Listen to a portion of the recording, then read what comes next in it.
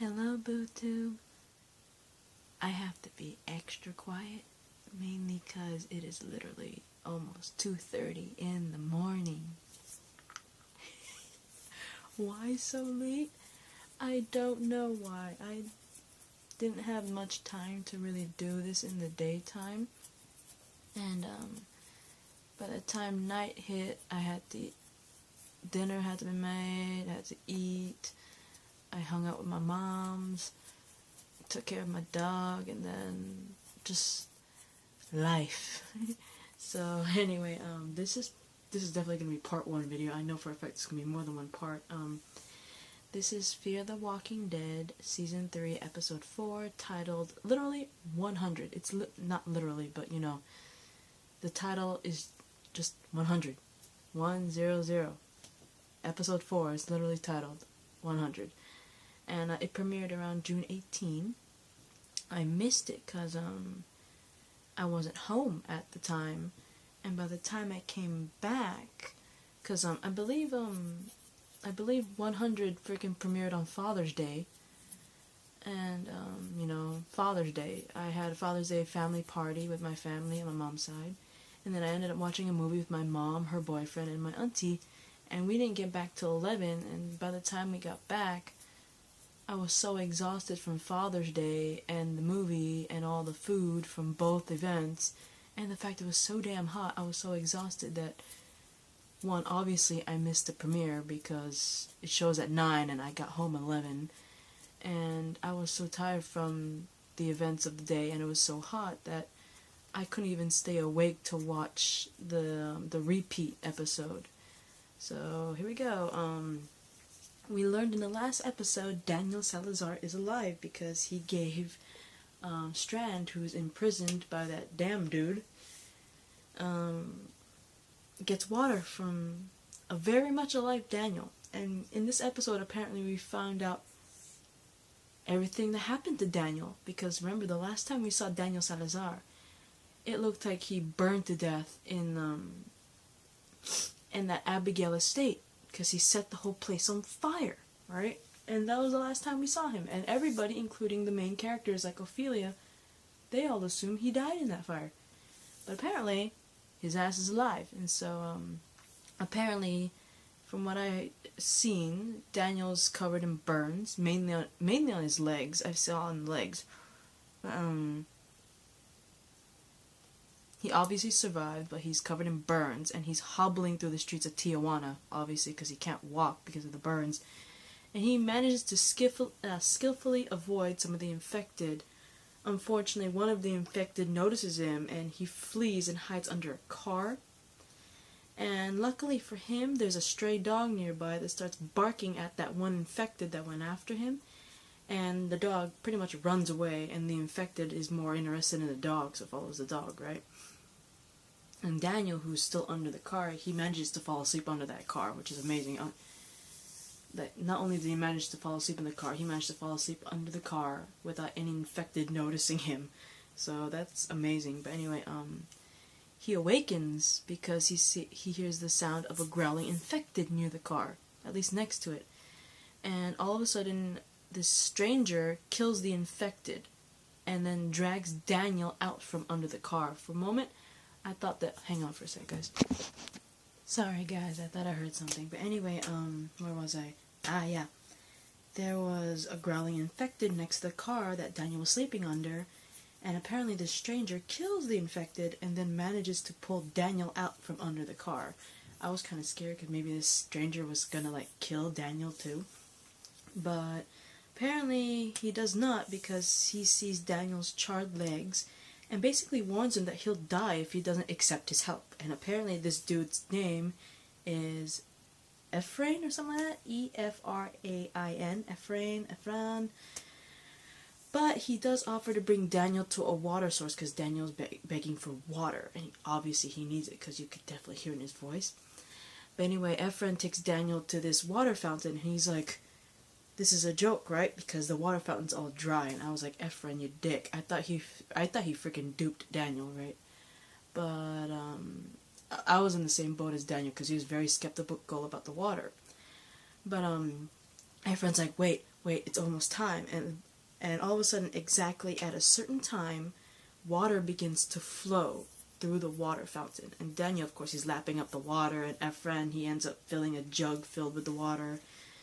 And he tells Daniel that exactly every Tuesday at 5 p.m., this fountain brings water, apparently. Anyway, Ephraim loads all his stuff, the water and everything, and Daniel inside this little rickshaw, and he starts pedaling through town. And it looks like he's pedaling through like what looks like a market, what used to be a market anyways. You know those markets that have all those tents and everything, and like you buy knickknacks or food and stuff. It looked like a market, and he's all pedaling through town, and there's like a shitload of infected inside this abandoned little market thing, and he managed to expertly dodge them while pretty much, if you don't know what a rickshaw is, it basically looks like a giant bike that you could haul stuff with, right? That's what it looks like to me. And apparently that container of water that Ephraim filled was apparently for a family, because after dodging the infected, pedaling this rickshaw with Daniel in the rickshaw, he delivered the water to what seems to be a family. And as they're delivering, there's this vehicle with armed men that drive by, and Ephraim and that family, they hide, and they tell Daniel to hide too. Unfortunately, at the same time, Daniel accidentally, he tries to walk, but unfortunately the pain of his charred legs is so bad that Daniel manages to pass out. And we see Daniel fading in and out, and as that's happening, when he's fading in and out of consciousness, you hear Ephraim, and you actually see him a little bit. It's kind of blurry, but you see Ephraim or hear him, and he's talking to a friend who apparently is named Lola, judging by the subtitles, right? Because they're speaking in Spanish, I think. And they're all debating on how to treat Daniel's infected leg, because Lola's like, he's not gonna make it and all that stuff, and they're pretty much debating if they should help him or he's just a lost cause, right? Because she's like, he's too badly burned, he's not gonna make it anyways, there's no point. And he's like, please help him and everything, right? But anyway, Daniel fully awakens from his in and out thing going on, and he wakes up seeing Lola holding a knife, because Ephraim gave, you know how men used to shave? They had these specific looking knives. I forgot what they're called, but I know they're not just called like shaving knives, but old school shaving, where they take out those blades and they shave like that with those blades. Yeah, Ephraim took one of those out and gave it to Lola and said, use this and try to scrape off some of the charred skin. And that's what pretty much Daniel awakens to, is Lola pulling out the knife and basically with an expert hand trying to scrape away the charred skin off of him with the blade. And obviously he's screaming in pain, because obviously that is probably hurts like a bitch. I don't know that, but it probably does, and I don't want to ever feel that pain, because that would suck. Hang on for a second, guys. Holy balls, I'm sorry, I'm watching something at the same time. Oh, that was an emotional scene. Okay. Lola is scraping off the charred skin with what looks like one of those old school shaving blades. Daniel happens to awaken from that, and he's screaming half to death. I don't blame him, because that obviously does not feel good. I wouldn't know, but I would know that much. But anyway, after Daniel has some time to heal, he helps Ephraim scavenge for goods, and they end up finding an infected, and Ephraim obviously stops their little scavenge work to pretty much say a prayer before driving a nail into the infected skull, henceforth killing it. And I guess because of the whole prayer thing, Daniel's asked Ephraim, if he used to be a priest, right? Hang on, guys. Sorry, guys, I thought I heard something. But anyway, because of Ephraim's prayer before killing the infected, Daniel asked Ephraim if he used to be a priest before the apocalypse. And he's like, I used to be many things, but then I found my true calling. And then he pretty much shakes a flask of alcohol in front of him, and it's like, okay, so you used to be a lot of things before the apocalypse, and when the apocalypse happened, you became a drunk. That's what I'm hearing, anyway. Anyway, Efren takes Daniel to his little hideout, and they start eating dinner together there, and Daniel wants to repay Efren for saving his life, because technically he did. And, apparently the only thing Daniel can do is offer Efren a proper haircut, because remember, Daniel used to be a barber, right? So as he's cutting Efren's hair, you know, he pretty much lets loose a little bit of his past to Efren, telling him, you know, he's killed many people in his life, and he also describes what happened to him. He describes that the fact that he